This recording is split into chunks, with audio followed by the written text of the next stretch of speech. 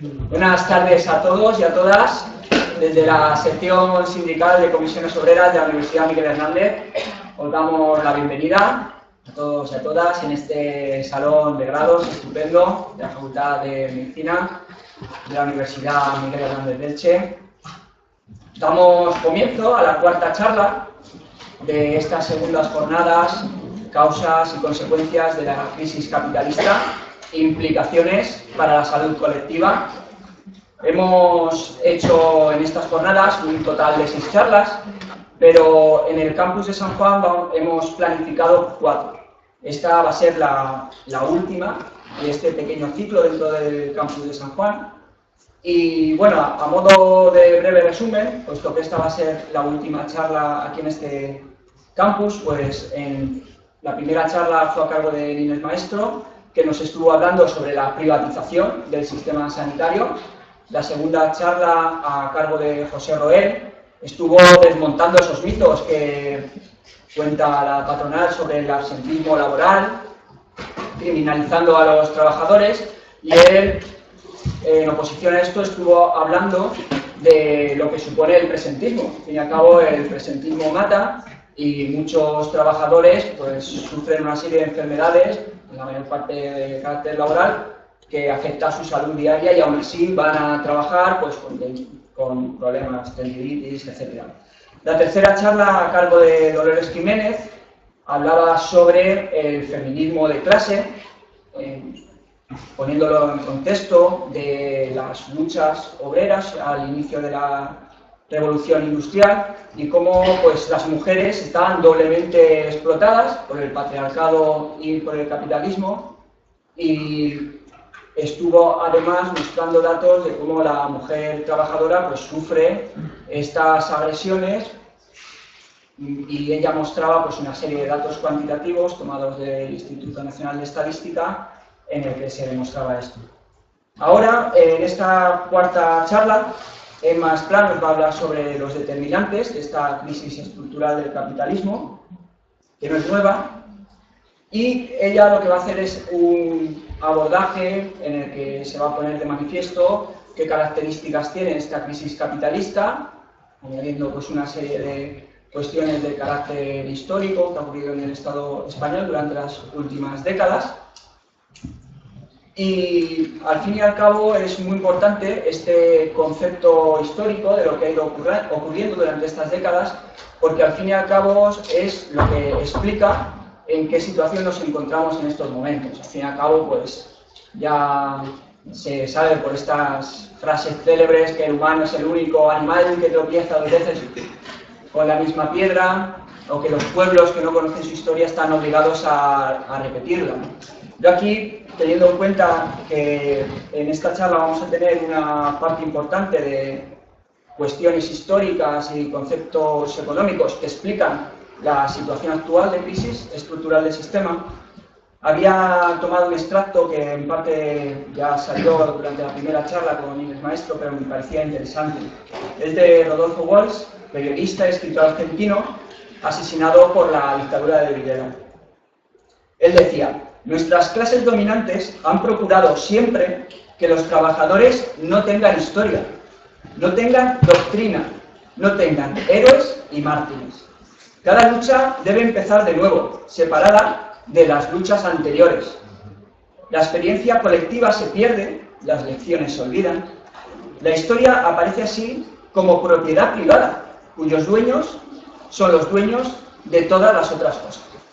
Bueno, pues en este marco, en esta ocasión, esta cuarta charla tiene por título Determinantes de una crisis estructural. ¿Es posible una gestión social del capitalismo?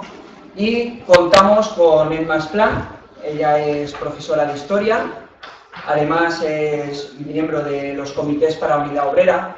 Para aquellos que no lo sepáis, los comités para la unidad obrera es un colectivo de trabajadores, cada uno afiliado a su sindicato, pero que se organizan para hacer frente a todas las contrarreformas que están sucediendo durante los últimos tiempos como medida de oposición al terrorismo que estamos sufriendo los trabajadores por parte de la patronal. Emma pues tiene una historia larga de lucha. Ella es una mujer trabajadora que está acostumbrada a, en sentido figurado, nadar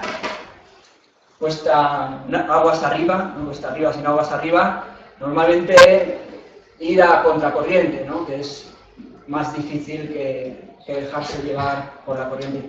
Y bueno, con esto ya termino. Estáis con Emma durante este tiempo que tenemos para la charla, y después de este primer bloque de charla, pues por supuesto tenéis la oportunidad de tener un momento de debate y podréis preguntarle todo aquello que queráis.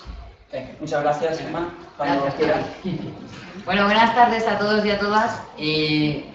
Lo primero, plantearos que la conferencia que yo vengo un poquito a exponer hoy es complicada, en el sentido que cuando a mí se me propone el tema determinantes de una crisis estructural, claro, lo primero que hay que hacer es definir eso de la crisis, ¿no? Y definir la crisis en base, y yo por mi formación, en base a categorías marxistas, ¿de acuerdo?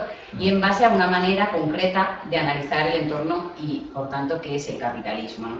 Entonces, hay una primera fase de la charla que voy a entrar más en cuestiones económicas, y ya digo que yo no soy una especialista en economía, ¿eh? Yo siempre me sentiré mucho más cómoda en el campo de la historia, pero que inevitablemente, si queremos abordar qué es esa definición o qué es eso de comprender algunos elementos de la crisis estructural, pues nos lleva a meternos en algunos términos o en algunos conceptos sobre la economía, ¿no?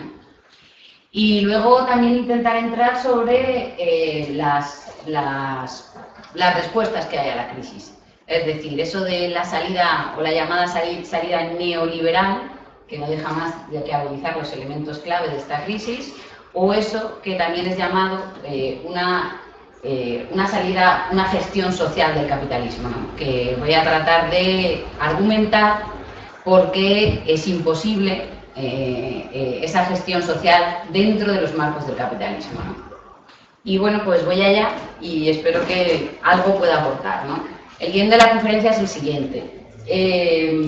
La actual expresión de la crisis estructural capitalista, la altísima internacionalización del capital, que es eso, y creo que es un elemento clave para entender cómo funciona hoy el capitalismo, el carácter cada vez más social de la producción y cómo esto entra en contradicción con las relaciones de producción y las relaciones de propiedad capitalistas, y esto no es un elemento nuevo de nuestro capitalismo hoy, pero sí es un elemento completamente agudizado en el desarrollo del capitalismo durante los siglos que lleva el capitalismo. El proceso de concentración y centralización de capital como un elemento clave definitorio de cómo ha ido desarrollándose el capitalismo desde su nacimiento hasta hoy. Luego, la salida neoliberal a la crisis, las propuestas que desde el neoliberalismo se lanzan para la salida de la crisis, y cómo eso, intentaré argumentar, agudiza los elementos de la crisis estructural. La cronología de las últimas décadas, para ver un poco lo que ha sucedido en España en las 3 últimas décadas y poder explicar algunos de los procesos en los que hoy estamos inmersos, respondiendo siempre a una gestión desde la posición capitalista, una gestión del sistema económico capitalista. Y la gestión social del capitalismo. ¿Cuáles son las propuestas de una gestión social del capitalismo? E intentar explicar la inviabilidad de esas propuestas dentro del marco capitalista, ¿no? Ese es un poco el esquema general de la charla, de la conferencia, y ya. Bueno, yo creo que hay un elemento fundamental para entender esta crisis, y es entenderla con una cierta perspectiva histórica, ¿no? Cuando hablamos de una crisis, cuando hablamos de un proceso histórico, nosotros no podemos analizar el proceso histórico sin enmarcar de dónde viene, cuáles son sus causas y cuál es la evolución de todo proceso histórico, ¿no? Si nosotros observamos desde el nacimiento del capitalismo, el capitalismo es un sistema económico, es un sistema social, político y económico que periódicamente y cíclicamente ha manifestado una serie de crisis, ¿no? Hay muchas teorías también sobre las crisis cíclicas del capitalismo, ¿de acuerdo? Pero es un elemento fundamental para entender que una crisis dentro del capitalismo es una fase más del modo de producción capitalista. Es decir, la crisis no es una excepcionalidad en el ritmo del capitalismo. La crisis forma parte más de un periodo necesario para el capitalismo dentro de su desarrollo. Y además con elementos más agravantes o elementos más importantes, y es que esas crisis cíclicas, ¿de acuerdo?, cada vez se producen en espacios de tiempo más cortos y con elementos mucho más agudos, con elementos agudizados en esa contradicción de esas crisis, ¿no? Voy a intentar explicar desde mis parámetros cuáles son los elementos o las contradicciones fundamentales que producen estas crisis cíclicas capitalistas, ¿no? O cuáles son las causas estructurales de esas crisis cíclicas capitalistas. Bueno, esta crisis, seguro que habéis oído un montón de cosas sobre esta crisis, si es una crisis financiera, si es una crisis no sé qué, si es una crisis no sé cuánto, ¿no? Y podríamos estar hablando mucho rato de eso, pero yo soy de la opinión que esta es una crisis clásica que ya hace más de siglo y pico se empezó a definir como una crisis clásica de sobreacumulación capitalista, ¿no? Ya hay Marx y otra serie de, entiendo, científicos sociales empezaron a hablar sobre las crisis de sobreproducción dentro del capitalismo. Evidentemente no es una crisis como la del siglo XIX, como las crisis que se producían en el siglo XIX, porque tiene elementos muy agudizados que en el momento del siglo XIX no estaban así, y tiene elementos nuevos. Pero en la base estructural de la crisis, la explicación básica, fundamental, que sustenta la explicación de la crisis, es igual. Es una crisis que responde a las mismas contradicciones fundamentales que respondía en los orígenes del sistema económico capitalista, porque forma parte de la propia estructura capitalista el desarrollo de sus crisis, ¿no? Bueno, es una crisis clásica de sobreacumulación. Veremos como hoy uno de los problemas fundamentales en el circuito de rotación de capital es precisamente la sobreacumulación de mercancías, es decir, el exceso de mercancías y por lo tanto la necesidad de destruir fuerzas productivas debido a esa sobreacumulación que no consiguen que circule dentro del circuito de capital, dentro del circuito de rotación del capital.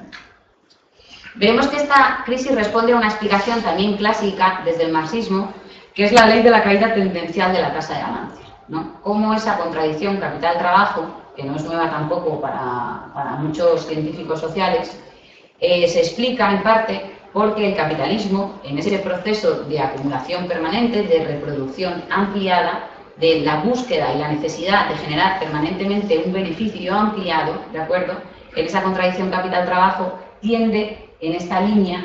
Yo creo que también aquí es importante señalar que en la ciencia social o en la ciencia marxista no podemos hablar de las ciencias matemáticas, no son igual. Es decir, las ciencias sociales en muchas ocasiones hablan de tendencias. No hablamos de, cuando estudiamos la historia, podemos hablar de tendencias, podemos buscar las causas profundas, causas inmediatas, ¿no? Pero no es una cuestión matemática, ¿no? Y esta cuestión de la ley de la caída tendencial de la tasa de ganancias de producción capitalista, ¿no?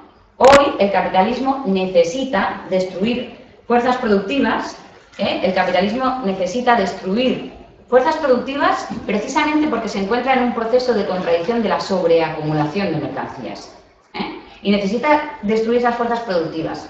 ¿Qué es la destrucción de fuerzas productivas? Por ejemplo, yo aquí me apuntaba, necesita el paro. Hoy el capitalismo necesita un ingente ejército de reserva para presionar a la baja, por ejemplo, los salarios. Todo el mundo entiende ese ejemplo. Todo el mundo ha oído alguna vez decir, bueno, ya, pero si no me bajo el salario me voy a la calle, y si no me vengo yo vendrá otro que cobrará 4 menos, entonces yo tengo que asumir que tengo que cobrar 4 menos, ¿no? 4 o 400 euros menos, porque ya no estamos hablando de 4, estamos hablando de 400, ¿no? O de más. Es decir, el paro como ejército de reserva le es muy útil a la fase actual capitalista, porque la crisis no deja de ser una fase más en el circuito capitalista, ¿de acuerdo?, para intensificar los niveles de explotación, ¿de acuerdo?, para intensificar ese proceso e intentar remontar esa caída de la tasa de ganancia, ¿de acuerdo? ¿Cómo lo hace? La única manera que tiene el capitalismo para intentar remontar esa caída tendencial de la tasa de ganancia es aumentando los niveles de explotación, aumentando la plusvalía. Entraríamos en otros conceptos, que serían los de capital constante y capital variable. Es decir, en un sistema económico capitalista, solo la fuerza de trabajo, solo el capital variable genera valor. Es decir, genera el valor convertido en plusvalía por el que el capitalista acumula beneficios. En el momento que el capitalista y esa ley tendencial de la tasa de ganancia se dispara hacia abajo, la única manera de remontarla es intentando el capitalismo aumentar la tasa de explotación, aumentar la explotación y extracción de esa plusvalía al capital variable. Es decir, bajando los salarios. ¿Estamos viendo un proceso de caída de salarios? Aumentando el paro, que sirva como presión ese ejército de reserva, destruyendo fuerzas productivas, en definitiva. Es la única manera de intentar salir de esa crisis de sobreacumulación con la que hoy se encuentra el capitalismo. Bueno, no sé si se va entendiendo un poco más estas ideas que quiero transmitiros, ¿no? De todas maneras, seguirán saliendo. Yo sé que a veces son un poco áridas, ¿no? Así soltadas de golpe.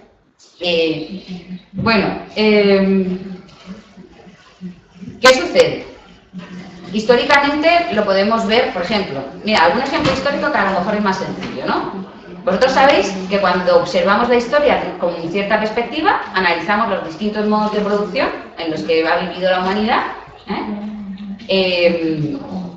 Por ejemplo, cuando pasamos del modo de producción feudal al modo de producción capitalista, ¿de acuerdo? Ahí hay elementos donde las fuerzas productivas se desarrollan de una manera exponencial. Por ejemplo, la revolución industrial supone un desarrollo exponencial de esas fuerzas productivas, ¿cierto? Ese avance científico-técnico que se produce en las sociedades de finales del siglo XVIII y XIX, debido a un proceso de acumulación muy anterior, esas sociedades de avance científico-técnico son desarrollo de las fuerzas productivas. ¿Pero por qué se produce la revolución industrial? La revolución industrial se produce porque hay unas relaciones de producción que se modifican en el mismo momento. Es decir, había existido ya durante muchos siglos una nueva clase social que era la burguesía, que había acumulado capital suficiente para, en un momento de desarrollo científico-técnico, poder hacer la inversión suficiente para que surgiesen las fábricas. ¿Cierto? Sin todo ese capital acumulado, o capital originario, que le llamará Marx, que vendrá en relación con la explotación europea durante los siglos XVI, XVII y XVIII, sin ese capital no se hubiera producido esa aplicación. Es decir, lo que se produce, se hubiera producido lo que se produce bajo el capitalismo, una encorsetación de las fuerzas productivas. Jamás se hubiera podido aplicar la máquina al proceso general de la producción. Tuvieron que suceder las dos cosas. Modificación de las relaciones de propiedad, por eso se acaba con el antiguo régimen, por eso se acaba con el feudalismo, se acaba con los estamentos, se acaba con los gremios, ¿cierto? Esto de historia seguro que lo habéis estudiado todos, ¿no? Porque se produce una reestructuración de las relaciones de producción para desencorsetar esas fuerzas productivas. ¿Qué está haciendo hoy el capitalismo? Hoy el capitalismo está encorsetando esas fuerzas productivas, porque responde a unas relaciones de propiedad basadas en la propiedad privada, basadas en la apropiación de unos pocos. Cuando estamos viendo que la producción es cada vez más social, más internacional, resulta que la apropiación de eso cada vez está en menos manos, está más concentrada. Se va entendiendo ahora mejor la contradicción entre el desarrollo de las fuerzas productivas y las relaciones de producción capitalistas, basadas en la apropiación privada cada vez más concentrada en menos manos de esa producción social. Bueno, yo lo intento. Vamos a seguir. Altísima internacionalización del capital. A ver, hoy los grandes monopolios a nivel planetario tienen un grado de interdependencia tal que cualquier trastorno afecta a la totalidad del sistema a la vez y rápidamente. Os lo decía antes, el típico ejemplo, pero cuidado, que yo creo que aquí hay que tener mucho cuidado, de uno de los detonantes de la crisis, ¿no? Una de las causas estructurales de la crisis. Yo creo que aquí, y en historia eso también siempre es así, una cosa es un detonante y otra cosa es una causa, una causa estructural que nos permite analizar un proceso histórico. Es bien diferente. Uno de los detonantes era que estalla el tema de las hipotecas basura y rápidamente esa crisis se expande a nivel mundial. ¿De acuerdo?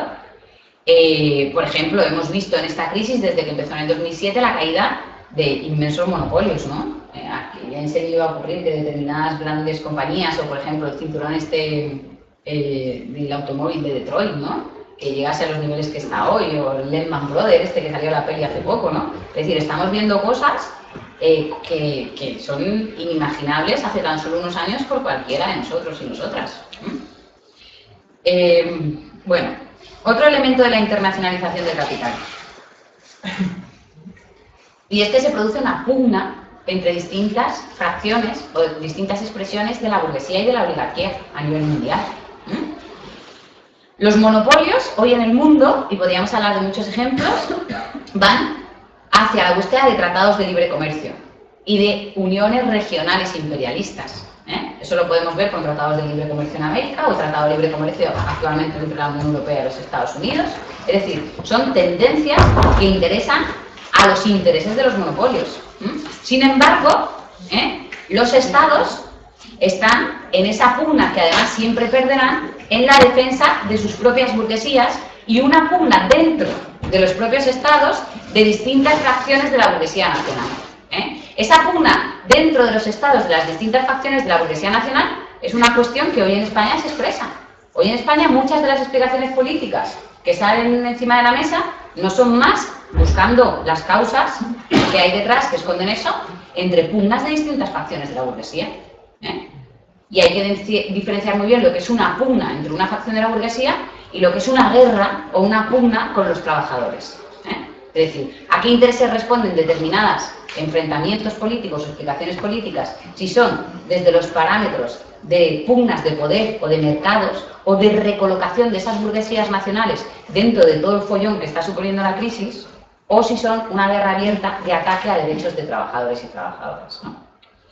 Bueno, lo que quería decir con esto es que en esta disputa estamos viendo encima de la mesa un montón de cosas, ¿no? Desde disputas por barreras arancelarias, ¿de acuerdo?, impuestos a los aranceles, hasta el impulso de uniones fiscales y bancarias, y en España estamos viendo muchísimos procesos de uniones fiscales y bancarias, ¿no? Pues fijaos todo el proceso, y podríamos hablar aquí también de algo entendido sobre el tema de las cajas de ahorros, o sobre el tema del escándalo de Bankia y el robo masivo que se nos ha realizado, ¿no?, a todos los trabajadores y trabajadoras en España, ¿no?, con toda la excusa ese del FOBS, del Fondo de Reordenación Ordinaria Bancaria, y como eso lo que está haciendo ha sido una inyección de capital público permanentemente a manos privadas, para salvar determinados bancos. Es decir, estamos viendo que hay una tendencia hacia eso. O, por ejemplo, el tema de los eurobonos en Europa, que también está suponiendo muchísimo debate, el tema de los eurobonos, el control por las economías. De todas maneras, ¿cómo se resuelve esto permanentemente? Y eso así lo ha demostrado la historia y el proceso de concentración y centralización. En todas estas disputas, ya sea entre una recolocación de determinada burguesía nacional, siempre se resuelve a favor de los monopolios. Ya se hablaba desde el siglo XIX, ya lo veían, bueno, Marx apunta algunas pequeñas ideas sobre las ideas del imperialismo, pero en su época esto no se podía observar. Lenin es otro de los que habla de la teoría del imperialismo, y luego muchísimos otros hablan sobre eso, ¿no? Y ahí ya se apunta el papel que juegan hoy los monopolios, esa fusión a principios del siglo XIX entre el capital bancario y el capital financiero, el capital bancario y el capital industrial, que dio lugar al capital financiero, cómo eso ha ido, esos lobbies originarios del siglo XIX, cómo eso se ha ido generando en un gran monstruo que hoy en la economía funciona de una manera absolutamente monolítica, como monopolio, como controlador de los precios, como imposición a la producción.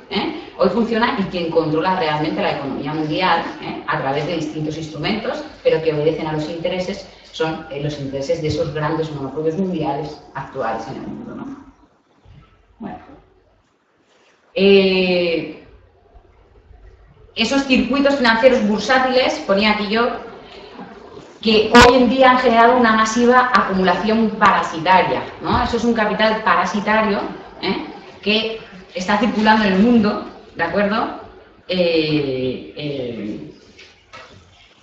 Y que esos capitales financieros intervienen condicionando las políticas de los gobiernos, determinando las políticas de los gobiernos, a través de distintos instrumentos, ¿no? Seguro que todo el mundo ha oído hablar de la troika, ¿no? La famosa troika que sale cada 2x3, que cada vez que sale la troika en los periódicos, asustémonos, porque viene un ajuste contra nuestros derechos que vamos a temblar, Pero no nos pasa a nosotros solos, ¿verdad? Cada vez que aparece la troika interviniendo en Grecia o interviniendo en Italia, estamos hablando de lo mismo, ¿de acuerdo?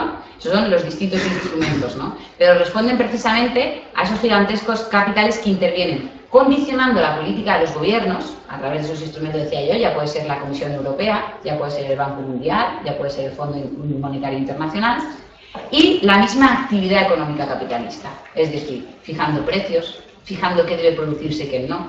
Porque eso del libre mercado, eso forma parte del libre mercado, la libre competencia, la oferta de la ley de la demanda, eso forma parte de la utopía, eso forma parte de la utopía original del liberalismo. Hoy el mundo no funciona en base a esos elementos, Hoy podemos hablar que funciona en base a lo mejor a la irracionalidad de la producción por la no planificación y por lo tanto crisis de sobreacumulación, ¿verdad? Pero no funciona en base a esos idealismos que hace mucho tiempo los liberales ya se dieron cuenta que no funcionaba así la economía, no funcionaba así.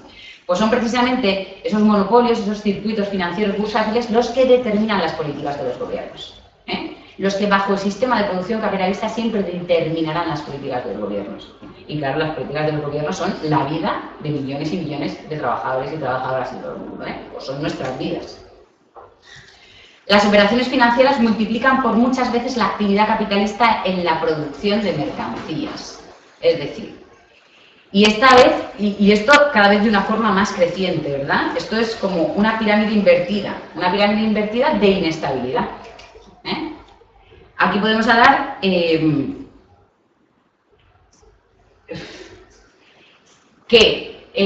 aquí lo que se produce es lo que hablamos de ese capital parasitario, de ese capital financiero, que en última instancia, a ver, la producción, ese capital bursátil siempre tiene que valorizarse sobre la producción de mercancía real.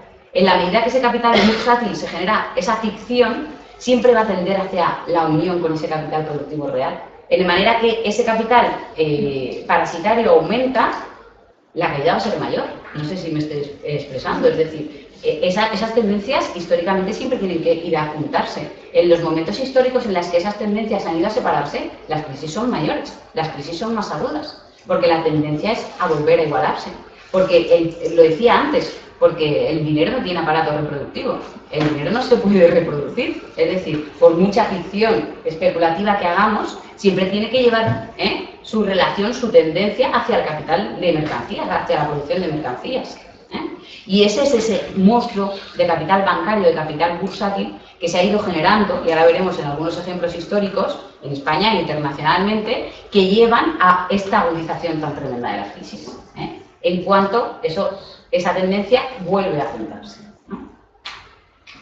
Bueno, el carácter cada vez más social de la producción, la contradicción con las relaciones de producción capitalista, esto ya lo explicaba antes. En la producción de cualquier mercancía interviene una parte importante de toda la clase obrera mundial, esto también lo decía antes, cualquier producto que hoy nos podamos imaginar tiene todas sus piezas producidas en distintos países, ¿verdad? Y se juntan en determinado país, en determinada fábrica. Pero la producción, yo qué sé, desde cualquier cosa que nos imaginemos, ¿cierto?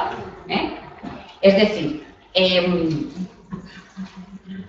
para la producción y venta de cualquier mercancía hoy, cualquier capitalista explota a la clase obrera como conjunto total. Y aquí viene una idea muy importante, esa idea del internacionalismo. Es decir, hoy la clase obrera es explotada internacionalmente.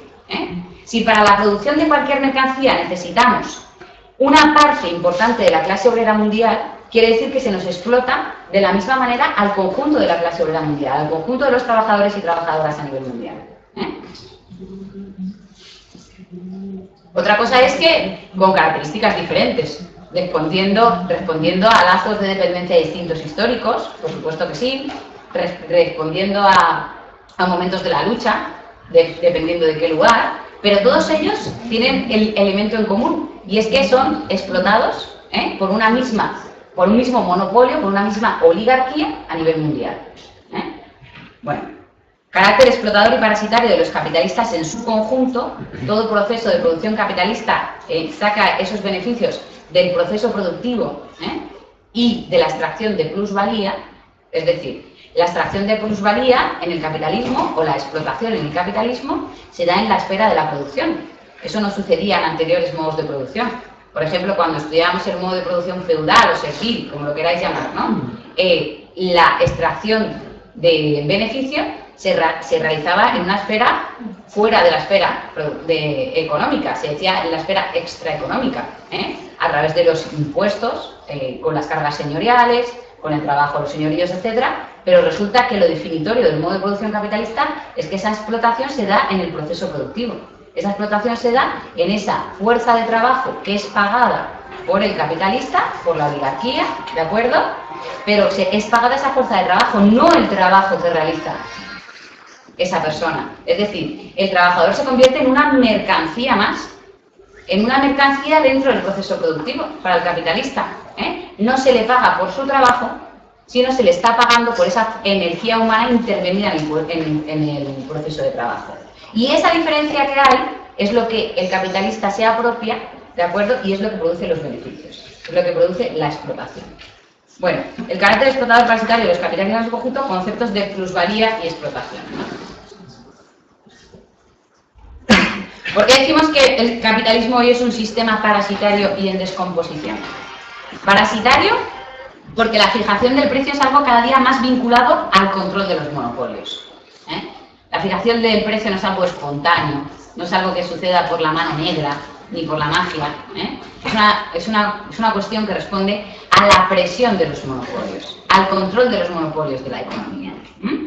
Y la explotación, fijación al control y a la explotación conjunta de toda la clase obrera mundial. Situación que permite a los grandes monopolios establecer precios absolutamente cautivos que nada tienen que ver con el valor de esas mercancías y los servicios. Es decir, muchas veces los precios no son el valor real de esa mercancía, sino que son impuestos por los monopolios para controlar esos mercados de pe a pa, desde principio a fin, y mantener cautiva y mantener cogida a la clase obrera mundial. Y eso lo podemos ver, yo qué sé, por ejemplo, luego que me gustaría entrar un momento en el tema de la vivienda en España, ¿no? En el tema de la vivienda podemos ver perfectamente cómo, pues eso, en los últimos años, la última década, los precios de las viviendas correspondían a determinadas imposiciones monopolísticas que hoy se han visto devaluadas completamente. Es decir, ¿hoy están por debajo de su valor? No, hoy se acercan más a su valor que en el precio que fueron vendidas.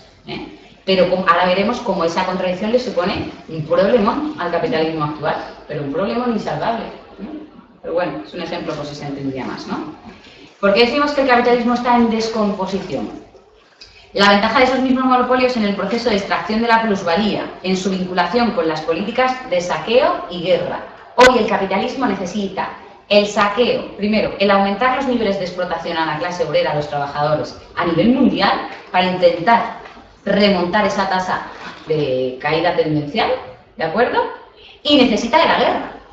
Necesita de la guerra como un auténtico negocio, pero como una cuestión fundamental para su propia reproducción. Si el capitalismo necesitaba la guerra desde sus orígenes, en cualquier proceso de crisis capitalista necesita más que nunca de la guerra. ¿Por qué? Porque la guerra es perfecta para destruir fuerzas productivas, pero de un plumazo.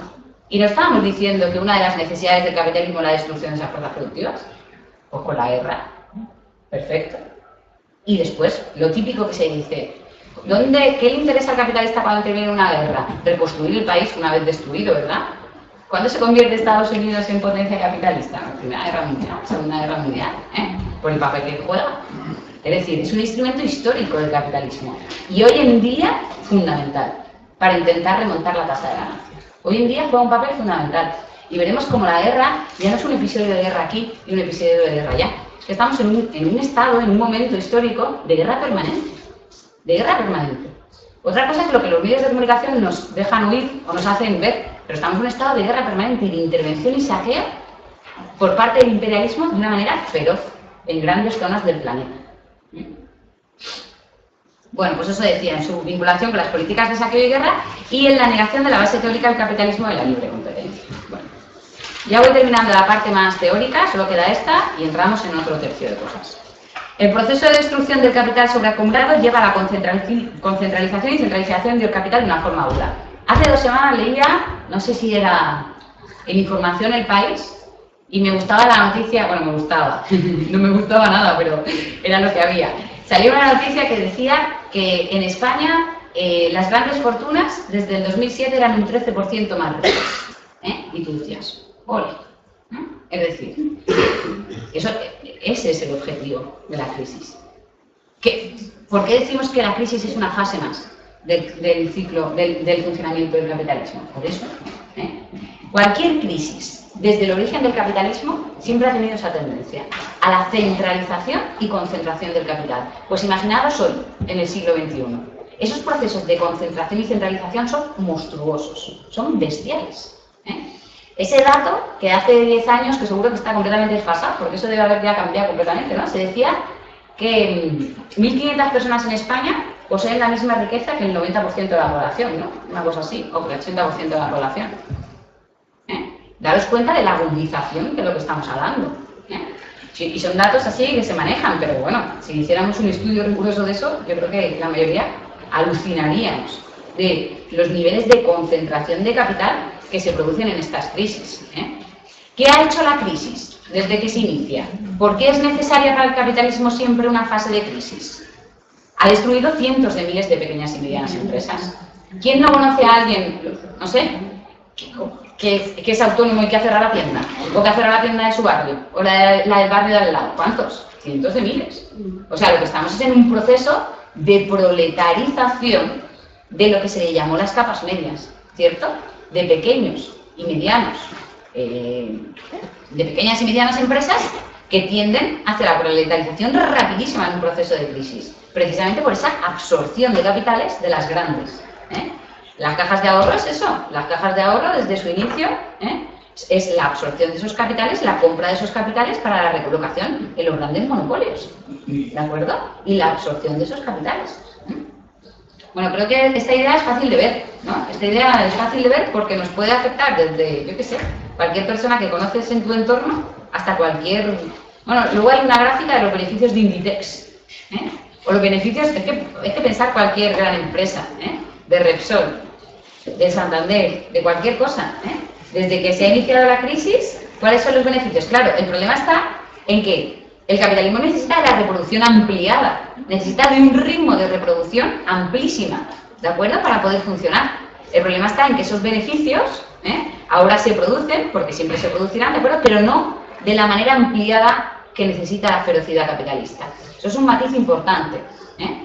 El proceso de crisis es proceso de concentración y centralización de esos capitales, absorción por los grandes monopolios que hoy ya controlan el mundo y que imponen las políticas de los gobiernos de los países, que mandan en el mundo entero, ¿de acuerdo?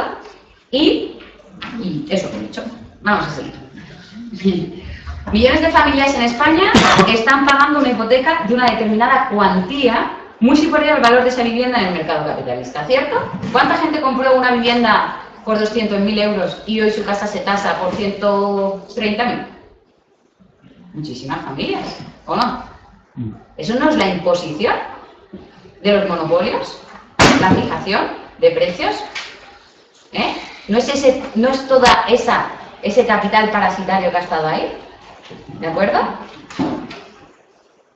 Los grandes monopolios se quedan con todo ese valor a precio de saldo, es decir, lo que se está produciendo y aumentan su control sobre sectores estratégicos de la producción al tiempo que mantienen esclavizadas a las familias. Lo que se está produciendo es esa concentración por parte de los monopolios a precio de saldo, baratísimo, se está vendiendo, compañías enteras se venden a precio de saldo o menos a favor de los grandes monopolios, en esas absorciones que se están produciendo desde el estallido de la crisis.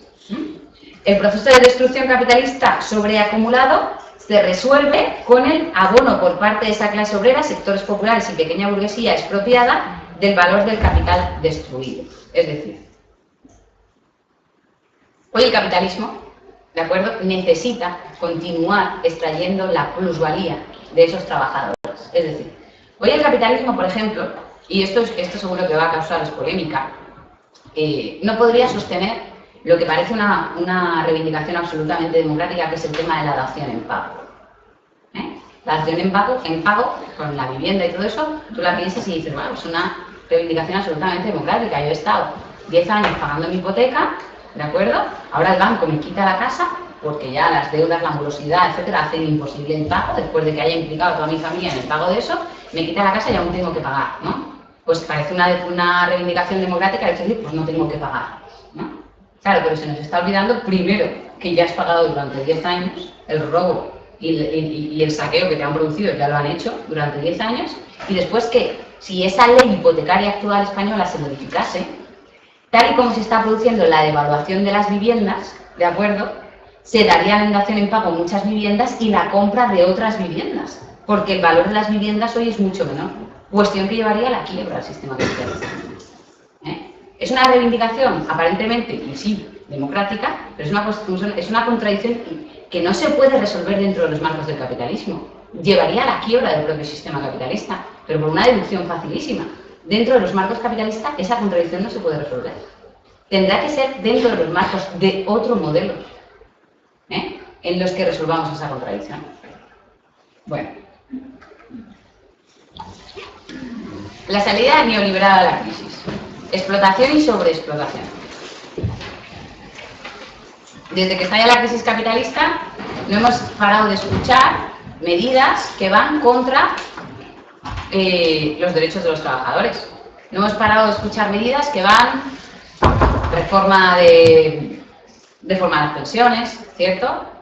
Bueno, reformas educativas, ahora veremos un eje cronológico, como están planificadas hace mucho tiempo, la reforma de las pensiones también, cuestiones de la reforma en la sanidad, ¿de acuerdo? Bajada de salarios generalizada, recortes de derechos sociales, políticos, derechos sindicales, derechos económicos. Hemos visto cómo eso se está produciendo de una manera generalizada, ¿verdad? Es decir, en el momento que estalla la crisis, se estalla una guerra contra la clase obrera a nivel mundial. Estalla una guerra que desata la oligarquía, que desata la patronal contra la clase obrera, ¿no? En el plano ideológico, ¿en qué consiste en esa guerra? En vendernos que no hay otra manera de funcionar en el mundo. No hay otro sistema posible al capitalismo. No existe otra manera de poder organizar el mundo, ni la sociedad, ni la economía, ni la política, que sea distinta al capitalismo. Y eso es un elemento ideológico que el capitalismo desde su nacimiento ya se encarga de difundir a través de montones de mecanismos. Montones de mecanismos que pueden ser desde la tergiversación de la memoria histórica, la mentira, la manipulación de las experiencias de otros modos de producción, de otras experiencias, ¿de acuerdo? Hasta la propia negación de que podamos entender la historia como un proceso global. Es decir, si nosotros entendemos la historia de la humanidad y la intentamos ver con cierta perspectiva, vemos como en esa perspectiva ningún modelo económico es eterno. Todos los modelos económicos han caído y todos los modos de producción han caído y seguirán cayendo y construyendo unos nuevos modos de producción. Por ejemplo, si hablásemos del modo de producción servil o feudal, veríamos como las revueltas campesinas se dan desde el siglo... se han dado siempre. O sea, las revueltas se han dado siempre, triunfantes o no, o coyunturalmente triunfantes o no, pero desde el siglo XIII, XIV, XV, desde el surgimiento de la burguesía como una clase que va acaparando poder y acumulando capital en la Edad Media, hasta que la burguesía toma el poder, ¿cuántos siglos pasan? Un montón de siglos. Es decir, desde el surgimiento y al final llega un momento en que ese modo de producción es insostenible. Esa contradicción que hablábamos antes de las fuerzas productivas y las relaciones de producción es insostenible, estalla. Lo mismo le pasará al capitalismo, como cualquier otro modo de producción. Estallará. ¿Cuándo? ¿Cómo? Pues no lo sabemos. Porque además la ciencia social no te permite averiguar el futuro por arte de magia. La ciencia social te puede ayudar a entender tendencias, a entender direcciones, ¿de acuerdo? Pero lo que tenemos claro es que caerá o destruirá el planeta. Eso sí que lo podemos discutir. O caerá el capitalismo o acabará con la especie humana. No, caerá el capitalismo, ¿no? Como han caído otros muchos modos de producción, ¿no? Esa es la idea que quería transmitir. Y que el capitalismo ya se salvaguarda mucho de esa batalla ideológica. Esa batalla ideológica que viene a decir que es que además con la manipulación directa, con la manipulación y con la mentira directa, anula, impide ver que cualquier otro modo es imposible, ¿no? Que no existe otro modo posible bajo el capitalismo. La contradicción principal, capital-trabajo, la burguesía lucha para arrebatar a la clase obrera todas las conquistas de 2 siglos. De lucha obrera, consolidación del capitalismo central. Mira, esta mañana me tomaba un café ahí, cuando tenía una guardia, esto no debería decir. 5 minutos antes estaba hecha polvo y entre clase y clase me tomaba un café. Y hablaba con un compañero que me decía, jolín, he estado de baja un mes, porque no se podía mover de la espalda, tiene un problema de espalda, ¿no? Y me decía, y madre mía, tía, tuvo una operación no sé qué y ahora solo cobra 400 euros, ¿no? Porque sabéis que una de las medidas que se tomó hace poco tiempo, ¿de acuerdo?, era la reducción del salario cuando tenías una baja justificada. Es decir, este compañero había estado, ¿no?, escayolado y no sé qué, y me hablaba precisamente de eso, ¿no? Y lo primero que me venía a mí a la cabeza era mi clase anterior, cuando había dado la revolución industrial, que veía como era una de las reivindicaciones fundamentales, en los orígenes del movimiento obrero, en el siglo XIX, estas cuestiones tan básicas, ¿no?, de las tablas fundamentales de reivindicación de los derechos de las y los trabajadores, estas cuestiones, que cuando estás enfermo, ¿de acuerdo?, poder cobrar un salario para poder seguir subsistiendo. Son elementos que, contado así, parece una chorrada, y puede que lo sea, pero son elementos importantes. Estamos sufriendo un retroceso de derechos, tanto laborales, como políticos, como sociales, que algunos de ellos podían equipararse o hacer referencia a los orígenes del movimiento obrero, en reivindicaciones de los orígenes del movimiento obrero. Es decir, la ofensiva, y por eso pongo la guerra que se ha desatado contra los derechos es global, es total. ¿Por qué? Porque solo a través de esa guerra es cuando el capitalismo consigue extraer plusvalía. Solo a través de la reducción, de la bajada generalizada de salarios, es cuando el capitalismo consigue aumentar la plusvalía relativa. Solo aumentando la jornada laboral a lo bestia, cobrando lo mismo, es cuando consigue aumentar la plusvalía absoluta. Es cuando consigue beneficio el capitalismo. Y esa es la fase en la que está el capitalismo, en aumentar la tasa de explotación, cueste lo que cueste. Y esa es la crisis capitalista. Eso es una crisis capitalista. Bueno, la contradicción, que se consolidaron en el capitalismo central hace muchos años. La reducción del precio de la fuerza de trabajo, es decir, los salarios, la caída generalizada de los salarios. Y cuidado, salarios tanto directos como indirectos, porque solemos pensar en el salario directo, solemos pensar en la nómina, ¿cierto? Pero salario indirecto son los servicios sociales. ¿Qué está pasando con la educación pública? ¿Qué está pasando con la sanidad pública?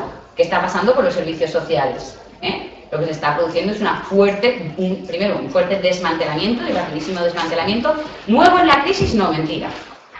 Es un elemento que no es nuevo, es un elemento que el capitalismo viene preparando hace muchas décadas y que, según los ciclos históricos donde se ha encontrado el capitalismo, agudiza o no agudiza. Según la respuesta obrera, se agudiza o no se agudiza, pero no son elementos ajenos al capitalismo, pero que con la crisis se agudizan. ¿Por qué? Por lo mismo. Remontar la tasa de plusvalía, remontar la tasa de explotación. ¿Por qué digo que es un salario indirecto la educación? ¿Vale? Porque no es un salario nominal, ¿de acuerdo? Pero tú lo has pagado de manera social y tienes acceso a él de manera social, ¿no? Eso era una diferencia importante entre un modo de producción capitalista y a lo mejor otros modos u otras experiencias, ¿verdad?, como pueden ser las del socialismo, donde tenían salarios indirectos completamente garantizados, o pueden tener salarios indirectos completamente garantizados. Bueno, simplemente lo dejo ahí para la reflexión y para el debate, porque muchas veces pensamos en el salario directo y no pensamos en otras maneras de reducción del precio de la fuerza de trabajo, como son los salarios indirectos, y que hoy en día nosotros retrocedemos a pasos agigantados. Y el paro, estrategia para la presión, esto lo he explicado, ¿verdad? Lo he dicho ya varias veces, lo del tema del paro, cómo es una estrategia para la presión, para esa reducción de fuerza de trabajo. Vale, es que me están pagando 3 euros la hora. Vaya putada, sí, pero es que entonces, pues no lo aceptes, ya, pero si no lo hace todo el otro y lo va a aceptar, ¿Cuántas veces habéis escuchado el argumento? Toneladas, ¿verdad? Yo lo he escuchado un montón de veces. Es decir, es un elemento de presión contra nosotros mismos, ¿os dais cuenta? Para favorecer la estrategia de ellos, para favorecer esa extracción de plusvalía. Y la sobreexplotación, y de esto también habló Marx, y por eso lo he anotado, porque es muy curioso. La sobreexplotación, el salario, se supone que es para reproducir la fuerza de trabajo. El salario, la fuerza de trabajo, al ser una mercancía más en el proceso productivo, es remunerada con un salario para la propia reproducción de esa fuerza de trabajo. ¿De acuerdo? La sobreexplotación son salarios inferiores a aquella cantidad socialmente necesaria para reproducir la fuerza de trabajo.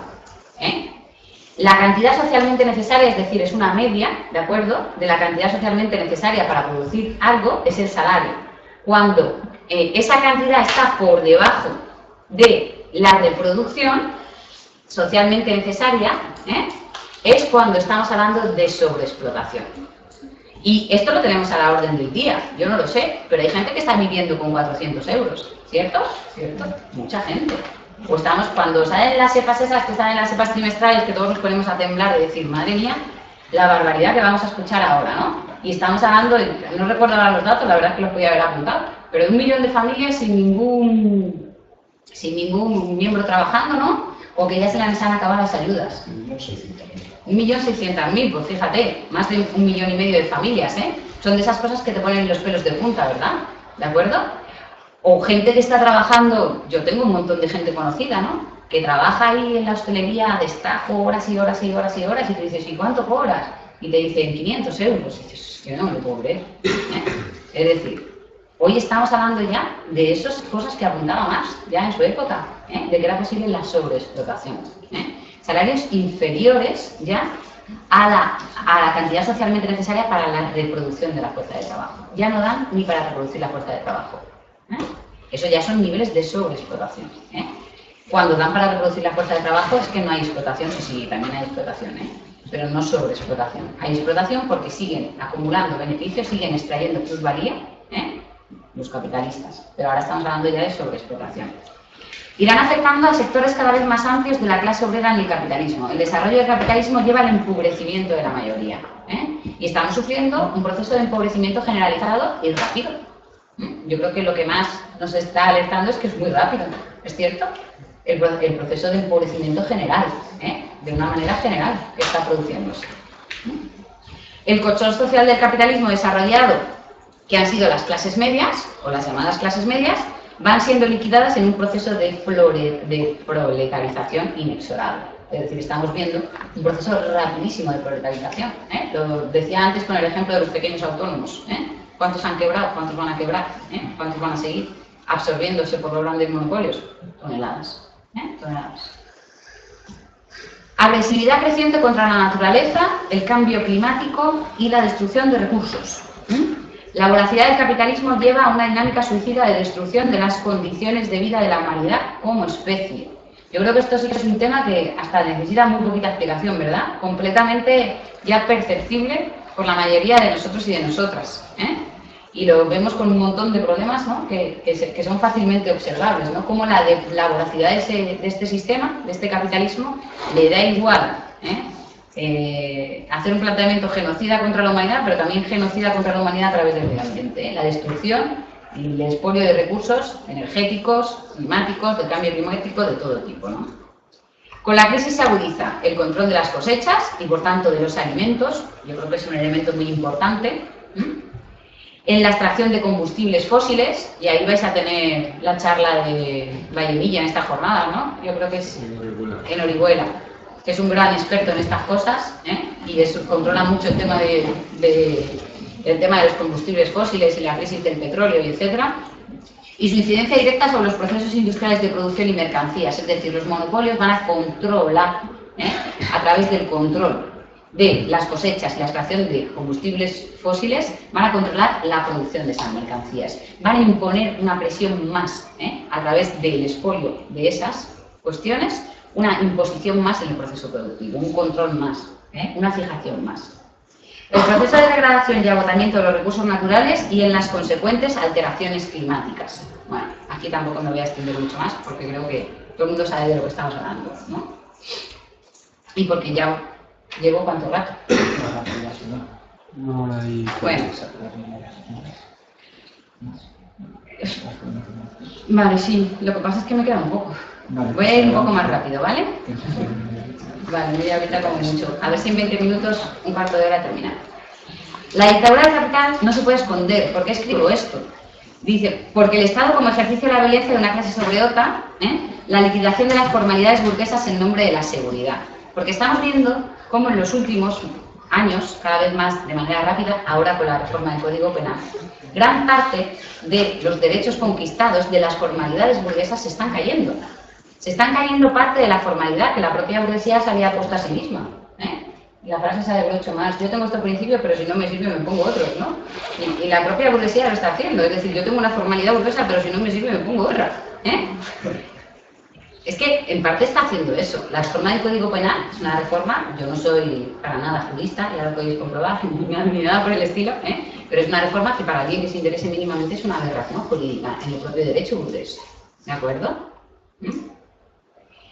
Las últimas reformas, no sé, pero podríamos hacer, y tampoco son nuevas, el capitalismo ha hecho estas reformas en la legalidad burguesa cuando las ha necesitado, y legalización de partidos políticos, ya en la democracia, ¿verdad?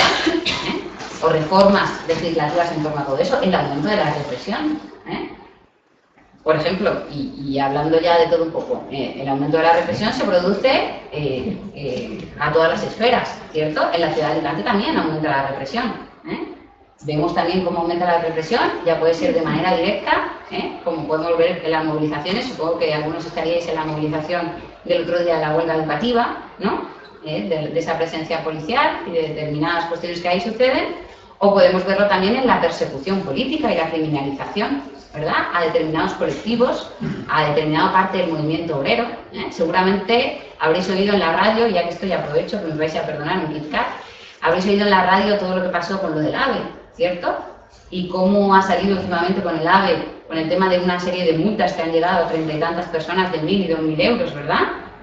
Y cómo esas multas, en una cuestión que se produjo hace tiempo, responden a una cuestión de persecución política, y eso está pasando en nuestra ciudad. A gente que ni siquiera estuvo allí ni de cerca, le llegan esas multas.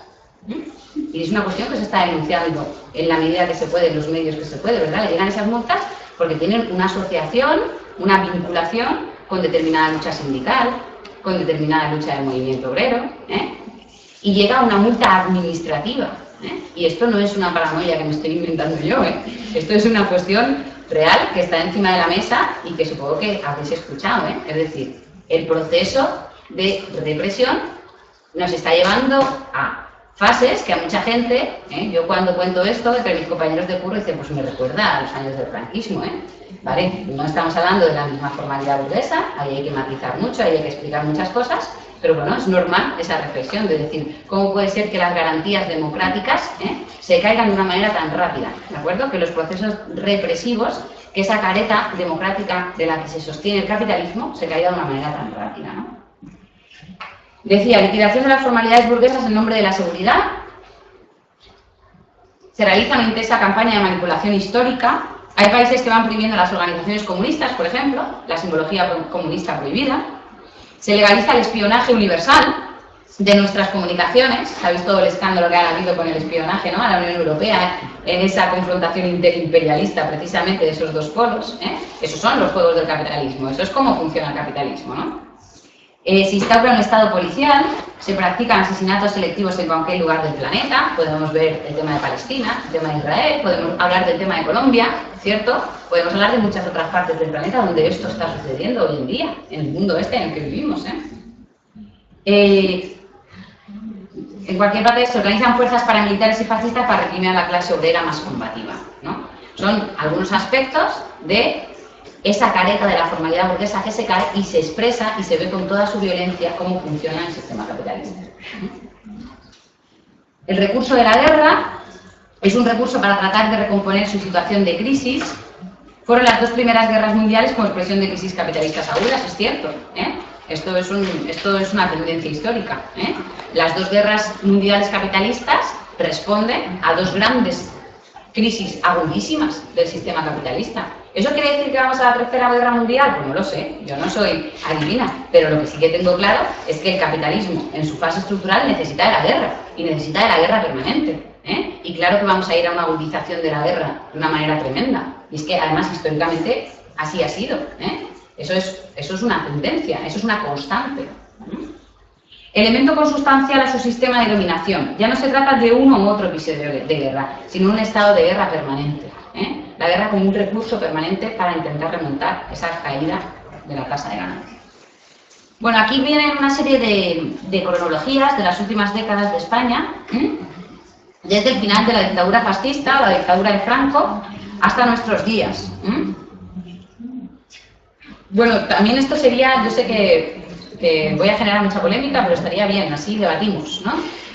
Pero el final de la dictadura franquista, esto no lo digo yo sola, esto lo dicen muchos historiadores también, podríamos hablar ya de que tiene una estructura económica fundamentalmente capitalista. En el final de la dictadura franquista lo que se está produciendo es una adecuación ya de manera abierta y amplia a las estructuras, y de hecho al final del franquismo ya se hablaba, a las estructuras imperialistas internacionales, el ámbito capitalista. ¿De acuerdo? Eso es un elemento importante para entender la fase de la transición y para entender lo que sucederá después en España, ¿no?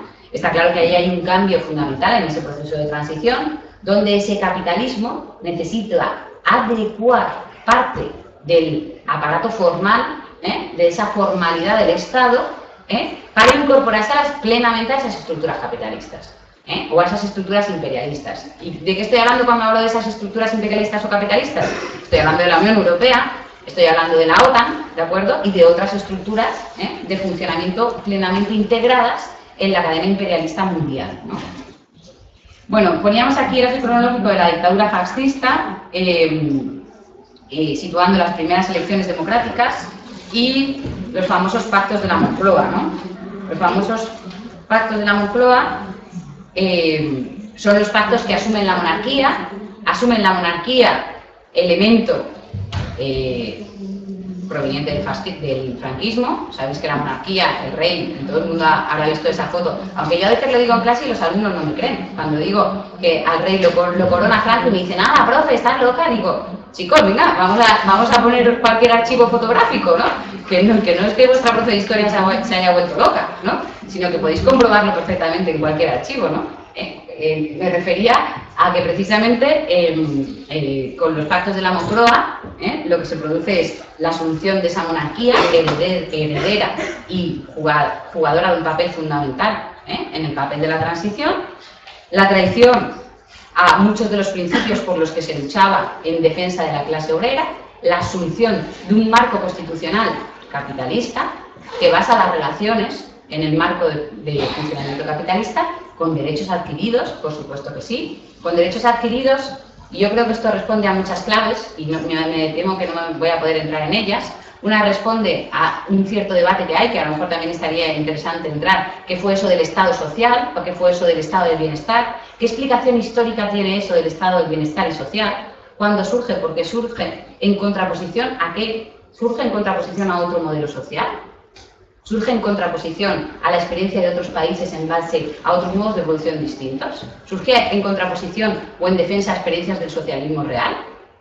¿Surge en contraposición a que el capitalismo se ve necesitado de la inversión, de la necesidad del capital público para ayudar a ese capital privado en la reconstrucción y a la inversión de enormes infraestructuras que hoy no necesita el capitalismo? Es decir, yo creo que esas políticas del Estado social hay que enmarcarlas también en su contexto histórico, y hay que entenderlas en su contexto histórico, pero también en la lucha. Es decir, la transición y el proceso de la transición, en parte, muchas de las conquistas vienen por la lucha, porque la lucha y la resistencia al franquismo fue ejemplar, tuvo sus errores, como todo, y algunos graves, porque si no, hoy no viviríamos en este capitalismo brutal, ¿no? Pero está claro que fue una lucha heroica de muchísimos hombres y mujeres que combatieron y resistieron al franquismo, y esa lucha también se dio en la transición, y esa lucha hizo que muchos de los derechos que ahí se conquistaron fueran gracias a la lucha y en base a la lucha. Bueno, los pactos de la Moncloa, como decía eso, se legaliza el PCE. Para firmar ese pacto y para ello renuncia a la lucha de clases, acepta la monarquía, acepta la Constitución del 78 y, por lo tanto, parámetros del juego dentro del marco capitalista. En diciembre del 79 se firma el Acuerdo Básico Interconferencial con la posición de comisiones. El texto es la base para el Estatuto de los Trabajadores, que se aprobaría un año después e introduce la negociación de los salarios con referencia al IPC. En el 80 se aprueba el Acuerdo Marco Interconferencial en el que se pacta la moderación salarial a cambio de la reducción de jornada. Bueno, aquí vemos unos años, los años de la OCDE, aquí ya vemos la huelga del 5 de abril de 1 hora, y vamos a seguir avanzando, los últimos años de la OCDE, donde se producirá el golpe de Estado del 23F, y al año siguiente, la entrada de España en la OTAN. La entrada de España en la cadena imperialista, ¿ya? De una manera activa, ¿verdad? El Acuerdo Marco Intercomercial se pactó la moderación salarial a cambio de la reducción de la jornada. Fijaos, en los años ya de la OCDE, reconversión de la siderurgia integral, ya a principio del PSOE, cuando ya acaba el gobierno de la OCDE.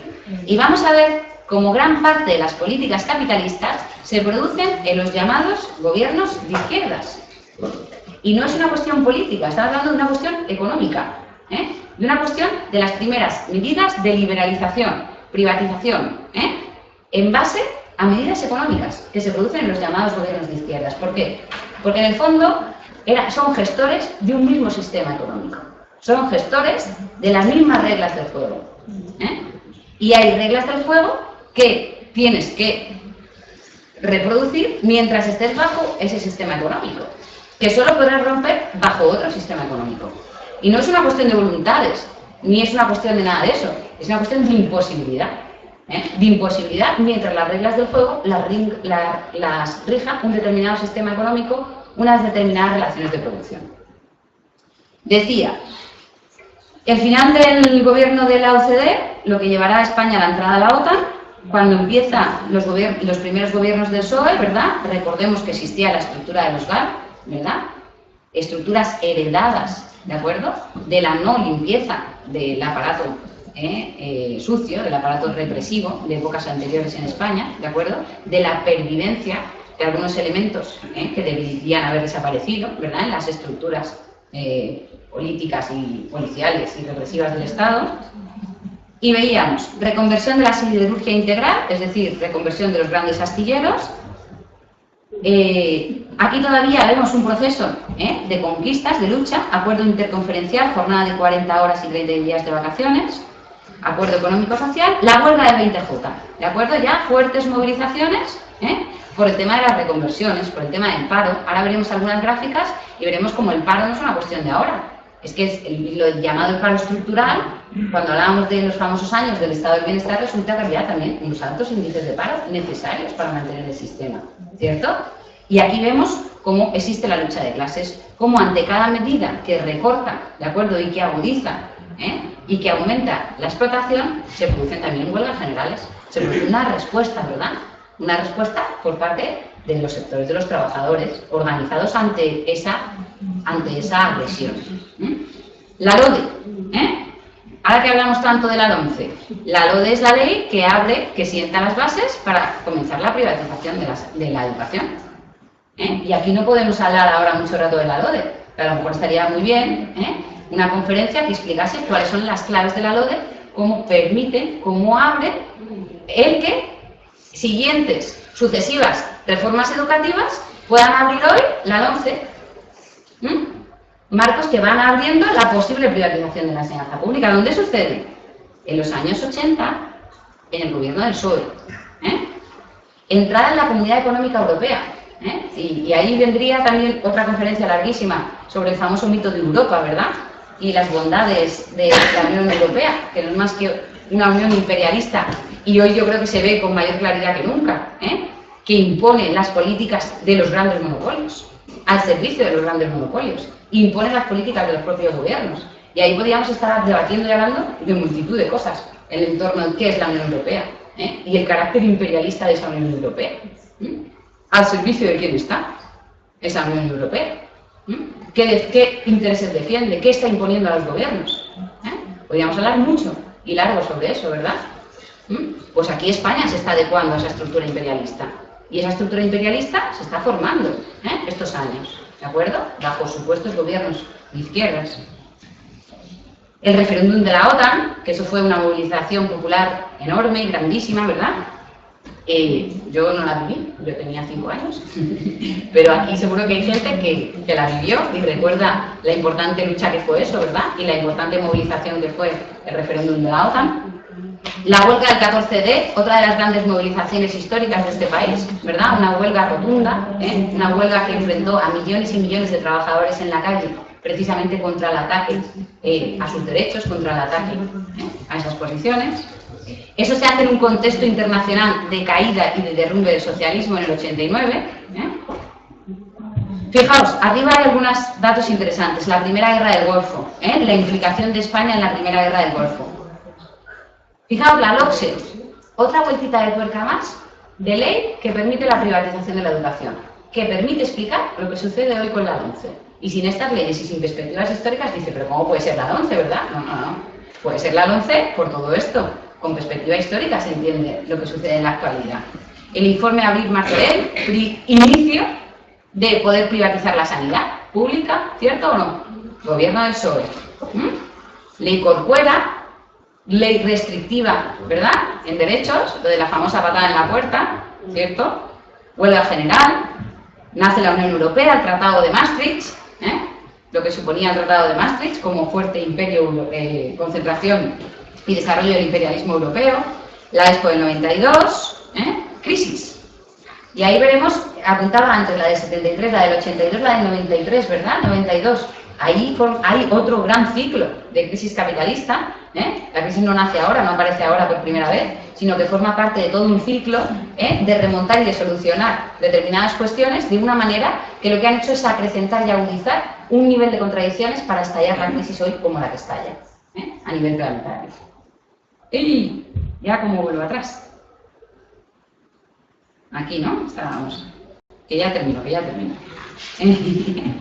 ¿Estábamos aquí? Sí. Huelga del 27, Ley de Seguridad Social, el tema de las ETTs, de las empresas de trabajo temporal, cómo se introducen en el mercado laboral, y lo que supone eso de pérdida de derechos para los trabajadores y sobre todo para la gente joven, los pactos de Toledo, el tema del pacto social, entrada a la estructura militar de la OTAN, bueno, la ley también de privatización sanitaria, etcétera, etcétera, etcétera, involucrar la participación española en determinadas guerras, como el bombardeo de Yugoslavia, atentado a las Torres Gemelas, excusa perfecta para implantar políticas de pérdida de derechos, ¿cierto?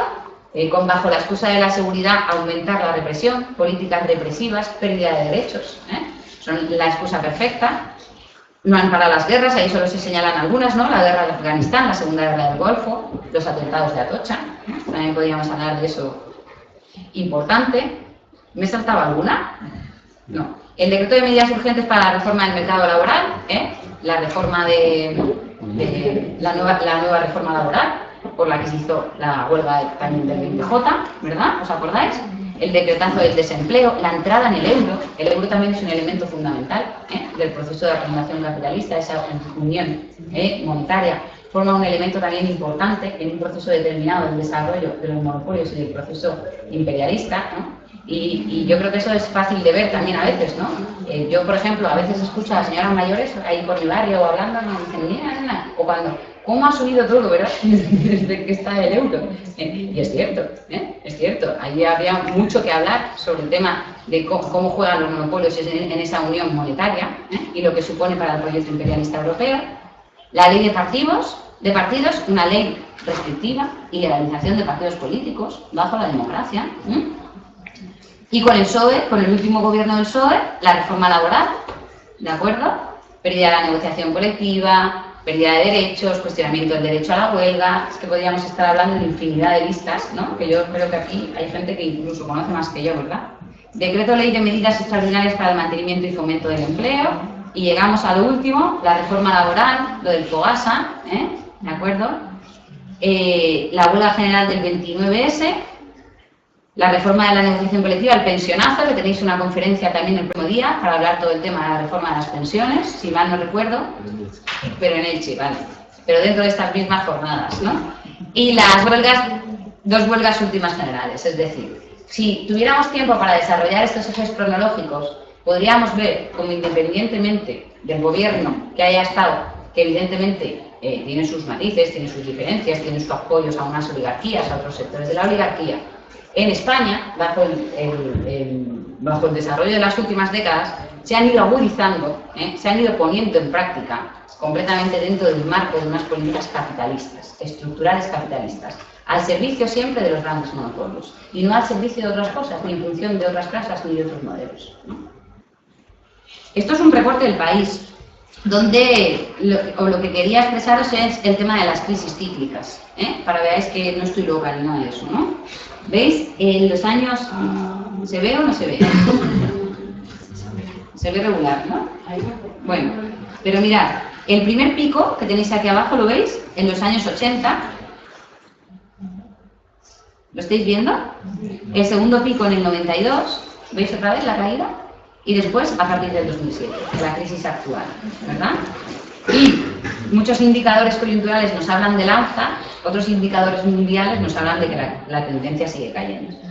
Yo creo que ahí hay que tener mucho cuidado, no es por una cuestión de catastrofismo, pero hay que tener mucho cuidado con el tema de la demagogia política en función de qué indicador económico cojo. Porque si hiciéramos caso a eso, ya con la época de Zapatero hubiéramos visto los brotes verdes hace mucho tiempo, ¿verdad? Y estamos viendo cómo permanentemente eso no es así. Lo que estamos viendo son políticas de reajuste permanente contra los derechos. Venga, que vamos terminando. La evolución del IPC, otra gráfica interesante de datos, ¿verdad? Del aumento del IPC desde el 2002 al 2003, pues progresión total, ¿verdad?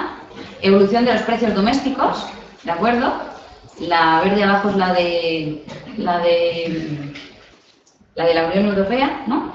Sí, la media de la Unión Europea y la naranjita es la de España, ¿verdad? Los precios domésticos, cómo se disparan en España, ¿cierto? Y eso se pondría en relación con el tema de los salarios, como los salarios a nivel nominal aumentan, pero con la tasa de variación veríamos como la diferencia, ¿de acuerdo?, entre el aumento o en relación al IPC o en relación al PIB, los salarios decaen permanentemente. Estas gráficas a lo mejor son un poco más largas de comentar. Mirad, esta gráfica es muy sencilla de comentar. Beneficios de Inditex, ¿de acuerdo?, desde el 2000 al 2009. Esta es simplemente pegarle un vistazo, ¿cierto? Desde 250.000,2.000 euros a 1.314.000 euros, en una cuestión de 9 años. ¿Os dais cuenta? Un proceso de concentración y centralización del capital por los grandes monopolios. La evolución de la tasa de paro. Os decía, crisis del 93. El paro, la tasa de paro, ¿cuál era? 23,9. Que no nos digan que el tema del paro es un elemento nuevo, ¿verdad? ¿No? Esto es lo del llamado paro estructural, esto es lo llamado el ejército de reserva como necesidad del propio capitalismo, ¿cierto? Para esa presión, para aumentar la tasa de plusvalía. Decrece en una fase de expansión ficticia, pero que le sucede al capitalismo durante la última década de los 90, inicios del 2000, vuelve a aumentar el paro, ¿verdad? A partir del 2007 de manera exponencial de nuevo. ¿Vale? Destrucción de fuerzas productivas. Y ya para ir terminando, la gestión social del capitalismo. ¿Cuánto tiempo llevo hablando? Un montón de rato, ¿no? Te había dicho antes, ¿cuánto es ahora? Bueno, la gestión social del capitalismo, yo creo que a mí se me ve un poco el plumero también lo que opino, ¿no? Es decir, yo creo que no es posible una gestión social del capitalismo. Creo que dentro de la lógica del capitalismo, y si atendemos a los análisis de las estructuras y las causas reales de la crisis capitalista, dentro del capitalismo no es posible una gestión social. La tendencia del capitalismo no permite una gestión social del capitalismo. Para hacer realmente una gestión social de la sociedad, haría falta acabar con el capitalismo y construir una sociedad, un modelo social, político y económico que no respondiese a los intereses de clase o de la clase dominante que hoy domina la estructura bajo el modo de producción capitalista, que es la oligarquía y que es la burguesía, ¿no?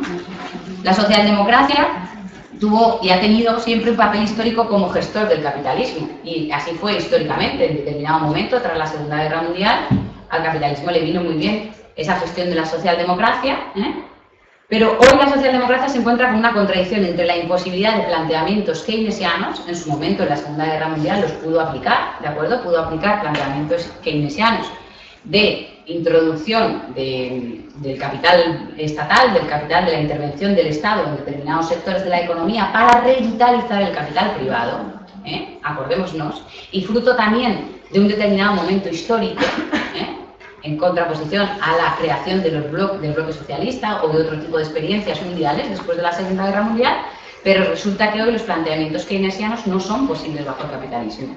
Hoy la agudización de esa crisis, de ese intento de explicación que se hacía yo, es tan agudo que no permite estas medidas a medias tintas. Hoy el desarrollo del capitalismo ha llevado a ese control tan brutal de sus monopolios, a esa necesidad tan brutal de aumentar la tasa de plusvalía y la tasa de explotación, que no permite medidas keynesianas, ¿verdad? Pero sin embargo el capitalismo se ve en la necesidad de crear consenso social. ¿Es cierto? El capitalismo, para poder mantenerse, necesita altísimos niveles de alienación y de consenso social. se ve obligado a crear esa paz social y por lo tanto necesita por una parte a la socialdemocracia para que le genere el consenso social, para que intente gestionar el capitalismo con rostro humano, ¿verdad? Si es posible. El capitalismo con rostro humano, le genera ese consenso social y sin embargo no se pueden tomar ninguna de las políticas económicas de la socialdemocracia, porque hoy el desarrollo del capitalismo no lo permite, no permite medidas keynesianas. Su programa se basa generalmente en una propuesta de capitalismo de rostro humano. Se plantean medidas que no atacan al núcleo de las relaciones capitalistas de producción, es decir, se plantean medidas de parcheo del capitalismo. ¿El capitalismo puede remontar su crisis? Sí, puede remontar la costa de qué. A causa del aumento de la explotación a grados inimaginables. Pero inevitablemente, ¿de acuerdo? En el caso de que pudiese remontar su crisis a causa del sufrimiento de las grandes mayorías del planeta, volvería a tener otra crisis. Lo que no puede remontar es su contradicción fundamental. Yo soy de la opinión de que eso de la teoría del derrumbe no existe. Eso de que el capitalismo se caerá solo porque es insostenible. El capitalismo es insostenible, pero ningún modo de producción ha caído solo. Todos los modos de producción los ha hecho caer. ¿Y qué los ha hecho caer? Los ha hecho caer una clase social organizada, una clase social dispuesta a construir otro modelo social. Los han hecho caer cuando los pueblos han sido conscientes de que tienen que tomar las riendas de su propia historia y se han puesto manos a la obra. Y un pueblo, cuando ha sido consciente y ha tenido grandísimos lazos de unidad, ha sido capaz de todo. Y en España ha pasado. En España hemos tenido experiencias de esas, ¿de acuerdo? La Segunda República hubo un alto nivel de conciencia de unidad de determinadas clases populares y el pueblo era capaz de todo en ese momento, hasta que se vio perfectamente contrarrestada por el fascismo, porque el fascismo en ese momento le servía también como arma muy útil al capitalismo, pero eso es otro debate. A lo que voy yo es que se plantean medidas que parchean, que no pueden destruir la base, la estructura del sistema capitalista. Del estado de bienestar no voy a hablar más, aunque podríamos hablar mucho rato. El rechazo a las consecuencias concretas de la crisis o de las políticas aplicadas por los gobiernos en la gestión de la crisis, sin ofrecer una alternativa real y global. A lo que voy es que nosotros podemos plantear un parche a las consecuencias, pero lo que tenemos que cambiar es la causa. Nosotros podemos cambiar, intentar paliar, intentar amortiguar una consecuencia, pero lo que tenemos que destruir es la causa que provoca eso. Y la causa que provoca eso es el sistema en sí. Es su propia forma, su propia estructura y su propio funcionamiento. Analizan la crisis capitalista de forma superficial, centrándose en los elementos financieros o de la deuda, sin realizar un análisis sobre las causas reales de la crisis. Es decir, hablan de causas, claro que sí, hablan de causas, pero hablan de causas coyunturales, no hablan de causas estructurales, que es la diferencia que yo intentaba matizar en mi conferencia. Las causas estructurales del capitalismo, para entender cómo funciona el capitalismo, no son coyunturales, son de la propia esencia del funcionamiento del sistema. Y su vinculación con el propio desarrollo del capitalismo. La banca pública, por ejemplo, cuando se reivindica una banca pública, se reivindica una banca pública ¿en base a qué? ¿En base a qué relaciones? ¿A las relaciones con el Fondo Monetario Internacional? ¿Con el Banco Mundial? Estamos en lo mismo, estamos en los márgenes del propio sistema capitalista.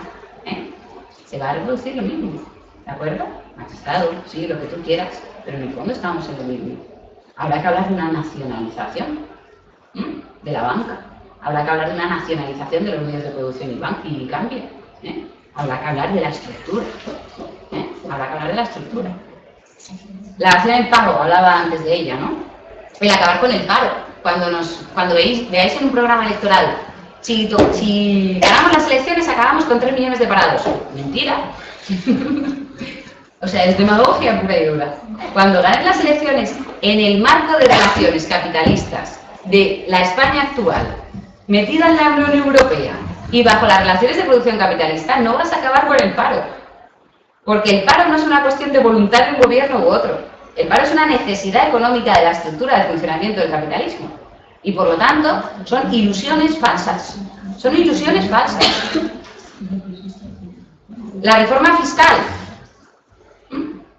pues 3/4 de lo mismo. O la compra de la deuda soberana. Lo que hay que hablar es de no pago de la deuda, evidentemente. La deuda no es más que una trampa, que una dependencia de los grandes monopolios contra los países. Habrá que hablar de las causas profundas.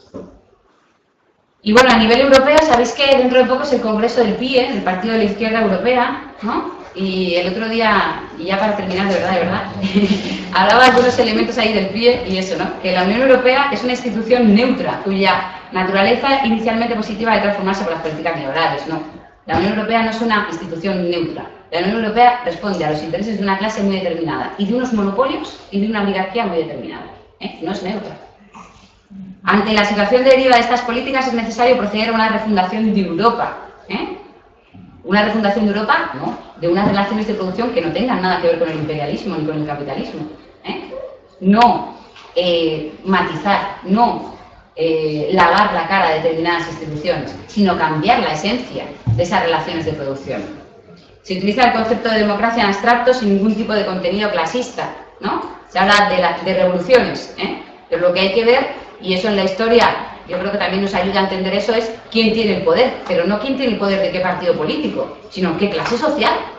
A qué clase social responden determinadas políticas y a qué clase social responden otras políticas. Si lo tiene una clase social, el poder no lo va a soltar.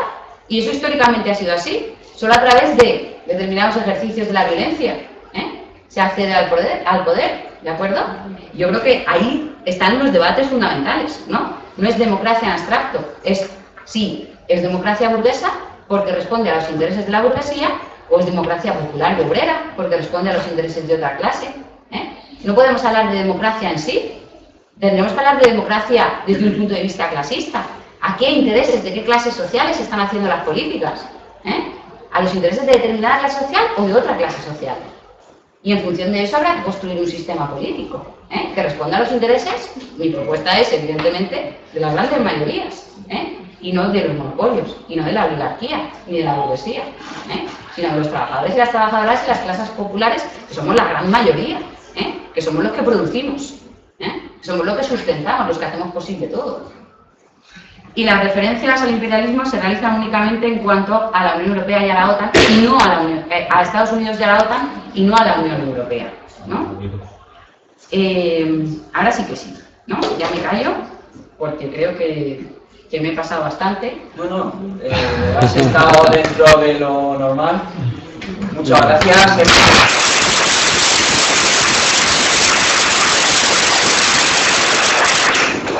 Dentro de la horquilla de hora y media, hora 20 minutos, o sea que... Ahora pues se abre un turno de debate. Si alguno de vosotras o vosotros quisierais preguntar alguna cosa relacionada con lo que hemos estado hablando, con lo que Emma nos ha estado contando, si quisierais profundizar en algún tema que no os haya quedado claro o queráis contar vuestra opinión al respecto de alguno de los temas que se hayan contado, pues es el momento ahora para que podáis participar y bueno, pues abrimos el debate. Bueno, ¿cuál es la alternativa al capitalismo? Sí, eso está bien. Alternativas. ¿Ya está? Vale. Yo tengo mi opinión. O sea, la alternativa al capitalismo creo que es el socialismo. Y yo lo tengo muy claro. Y yo creo que la alternativa al capitalismo es el socialismo por muchas cosas, ¿no? Y con esto tampoco quiero entablar un debate histórico sobre las experiencias del socialismo, ¿no? Y ahí podríamos hablar y reflexionar sobre muchísimos elementos, ¿no? De las distintas experiencias de construcción del capitalismo y del socialismo. Pero, por ejemplo, yo lo que sí que tengo muy claro cuando me dicen que el socialismo fracasó, y le doy un poco de perspectiva histórica al tema, y es que ningún modo de producción capitalista acabó en un siglo, ni en 2 siglos.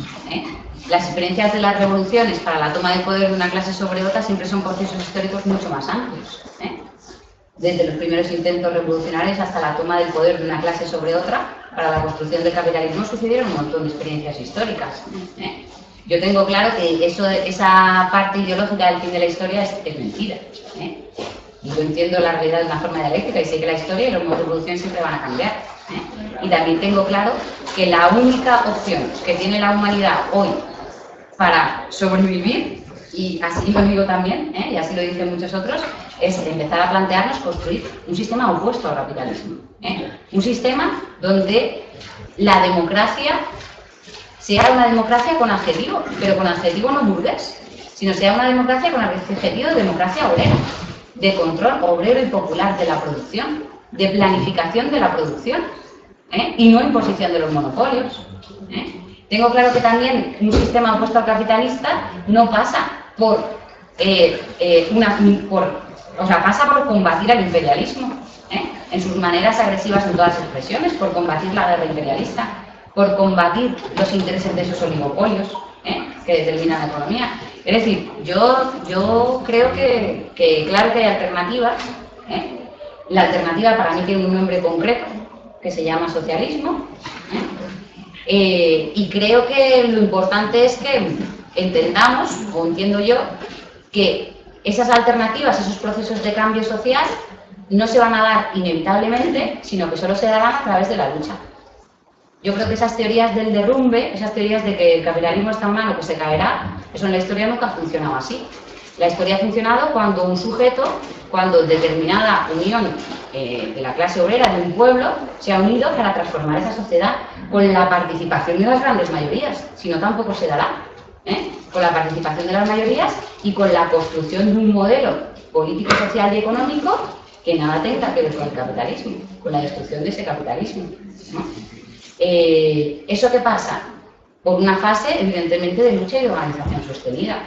Yo también soy de esa opinión de no al derrotismo, ¿no? Yo también, por eso soy activista, como lo queráis llamar, ¿no? Y participo en los jugos y participo en un montón de cosas, ¿no? Porque creo que es que la lucha es el único camino. Tal y como se está produciendo la guerra, que además la guerra que nos han desatado no es una guerra querida, Yo creo que quiera la guerra que nos ha desatado la oligarquía, los y las trabajadoras, tal y como se está desatando.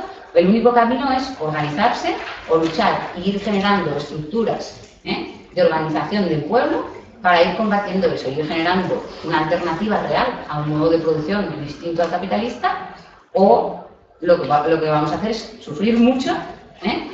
Si nos creemos las políticas esas de parche que solo van a hacer agudizar la crisis en poco tiempo, también vamos a sufrir mucho y vamos a perder mucho tiempo hasta que nos demos cuenta que el problema real es la estructura del propio sistema capitalista. Y por lo tanto, mi posición es que lo que hay que hacer es organizarse, es luchar, es ir generando toda esa ofensiva, y es ir haciendo planteamientos desde la construcción del socialismo, desde una propuesta de sociedad socialista. Y la sociedad socialista, a lo mejor a mucha gente le viene a la cabeza mucha parte de las mentiras históricas que se han contado, pero es eso, es participación, democracia obrera y popular, es planificación de la economía, y son otro tipo de cosas, ¿no? Por eso digo que podríamos hablar, que si sacamos el tema de la construcción del socialismo, pues a lo mejor podríamos hablar mucho rato, ¿no? Sobre las distintas experiencias, las contradicciones, qué problemas hubo, etcétera. Pero yo lo que sí que tengo claro es que no es el fin de la historia, ni con la experiencia del socialismo, cómo cayó en determinados países, o la derrota transitoria, y cómo se produjo eso. Quiere decir que no se puede acabar con un sistema capitalista. Es que yo no he visto un modo de producción que se haya acabado de un solo golpe. Es que la perspectiva, si tú te pones a hacer un análisis histórico de los modos de producción, es mucho más larga. Las cosas no caen históricamente así. Y no sé, espero haber contestado. Bueno, no sé, yo siempre intento referirme al ámbito en el que estamos, de ciencias de la salud y profesionales sanitarios. Al final no sé si voy a hacer una pregunta, pero cuando has hablado de precios cautivos, yo he pensado en dos cosas, así de entrada, ¿no? Y en precios que no tienen nada que ver con el valor real de uso de las mercancías. He pensado en alimentos y he pensado en medicamentos. Los precios cautivos en esas dos cosas matan a mucha gente, y dado que aquí hay futuros farmacéuticos y farmacéuticas, yo creo que eso hay que tenerlo muy en cuenta, ¿no? Y también la contradicción con el desarrollo científico-tecnológico. Efectivamente, pues el SIDA puede ser un ejemplo, y otras enfermedades, ¿no? Que existen ya los medios para curarlo, para cronificarlo, al menos para tratarlo, y sin embargo, en muchos países, pues del continente africano, por ejemplo, la gente sigue muriendo sin ningún tipo de tratamiento porque no puede acceder económicamente a él. Incluso influye en qué cosas se investigan y en qué no. Una industria farmacéutica, además eso lo he oído de primera mano de una persona que trabajaba en industria farmacéutica, una industria farmacéutica no se mete a investigar algo de lo que no vaya a obtener directamente beneficios. Puede haber sus excepciones, pueden encapsular determinadas compañías muy potentes, pueden tener algún grupo que investigue algo útil para el tercer mundo, lo que llaman tercer mundo, pero no es la tendencia principal que tendrán. No sé, bueno, independientemente de eso, bueno, y otra cosa en la que he pensado, referido a los profesionales sanitarios, es que cuando decías, hablabas de un proceso de proletarización de pequeños y medianos empresarios, de las capas medias. Desde luego los profesionales sanitarios van a sufrir ese proceso y lo van a ver muy pronto. En la sanidad pública, dentro de no mucho tiempo, va a haber médicos, unos pocos, sobre todo médicos empresarios, y el resto trabajando para eso. No para el Sistema Nacional de Salud, aunque se quedan inscritos en él, sino trabajando para ese o esa que es quien va a controlar el presupuesto. Y puede ser a nivel de una planta de hospital perfectamente o un centro de salud.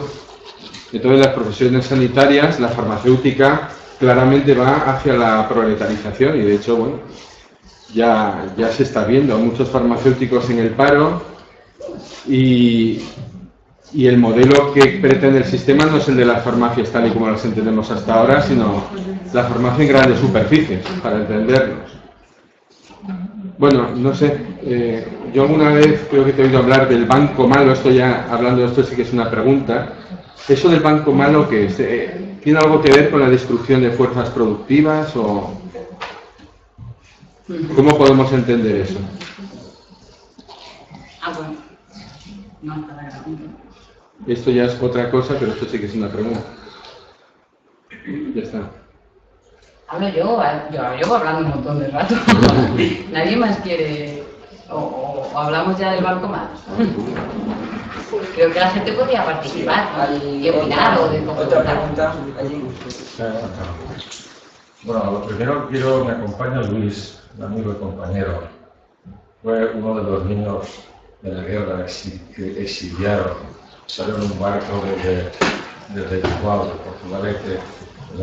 Entonces me ha cumplido 79 años, está más joven que yo, es un ejemplo. Y yo noto falta que mientras hay dentro de este camino, noto falta que esto no esté lleno, ¿no? O sea, ¿cómo vamos a hacer una revolución? ¿Cómo vamos a protestar? ¿Cómo estamos cuando no somos capaces de hallar aquí los 150 metros? Yo esto es una crítica, me gustaría que fuera positiva, y porque realmente yo voy a hablar de un tema, sobre el tema de la burbuja inmobiliaria.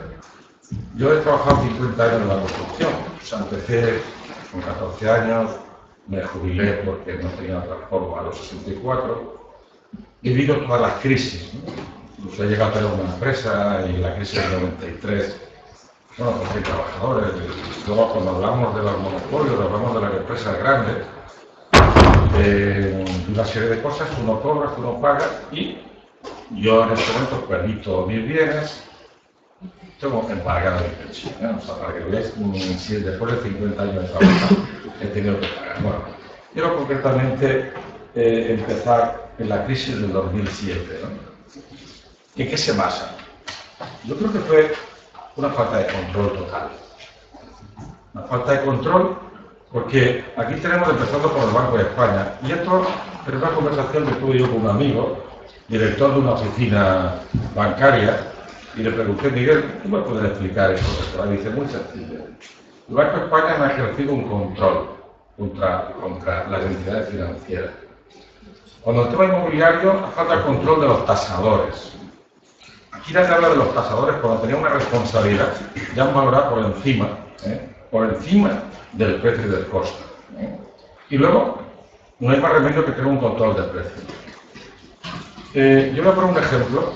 Un familiar mío, profesor universitario, estuvo trabajando en Bruselas, vivía en Alcoy, vivía en su piso, vendió su piso, y al salir todos los edificios en Bruselas se compró la misma vivienda, una vivienda superior, con el mismo dinero.